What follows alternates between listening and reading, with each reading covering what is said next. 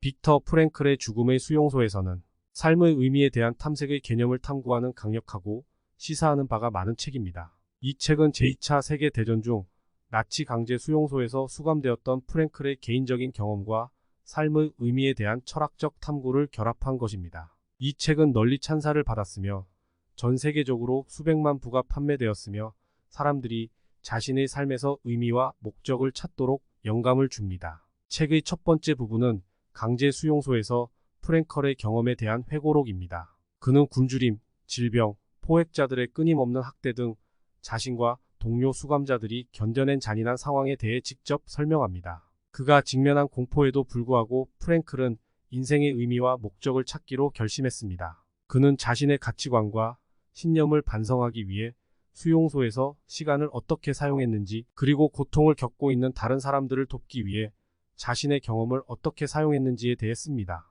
책의 두 번째 부분에서 프랭클은 삶의 의미에 대한 자신의 생각을 제시합니다. 그는 의미를 찾는 것이 삶의 주된 동기이며 사람들은 가장 어려운 상황에서도 의미를 찾을 수 있다고 주장합니다. 그는 의미에 대한 의지가 인간의 주된 원동력이며 이 원동력은 세 가지 방식을 통해 길러질 수 있다고 주장합니다. 작품을 만들거나 행위를 하는 것, 무언가를 경험하거나 누군가를 만나는 것, 그리고 피할 수 없는 고통에 대한 우리의 태도입니다. 프랭클은 삶의 의미를 찾는 열쇠는 바꿀 수 없는 것보다 바꿀 수 있는 것에 집중하는 것이라고 강조합니다. 그는 각 사람의 상황과 경험이 독특하기 때문에 사람들은 자신만의 고유한 방식으로 의미를 찾아야 한다고 주장합니다. 그는 또한 사람이 세상을 이해하기 위해서는 먼저 자신을 이해해야 한다고 말하면서 자기 인식의 중요성을 강조합니다. 삶의 의미에 대한 프랭클의 생각은 강제 수용소에서의 경험에 의해 알려지며 그는 자신의 요점을 설명하기 위해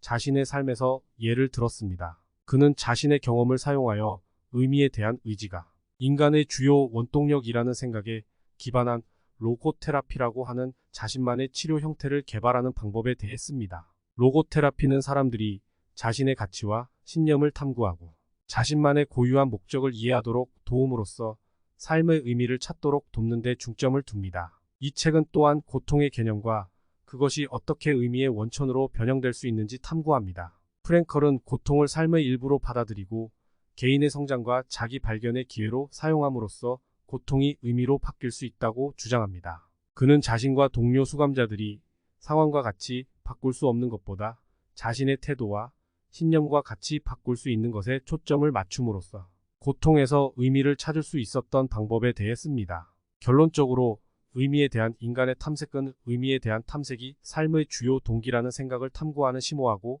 영감을 주는 작품입니다. 자신의 경험과 아이디어를 통해 빅터 프랭클은 희망과 회복력에 대한 강력한 메시지를 제공하고 가장 어려운 상황에서도 사람들이 의미와 목적을 찾을 수 있음을 일깨워 줍니다. 이 책은 인생의 의미는 각자가 스스로 결정해야 하는 것이며 삶의 가장 암울한 순간에도 의미와 성취감을 찾을 수 있다는 것을 강력하게 일깨워 줍니다.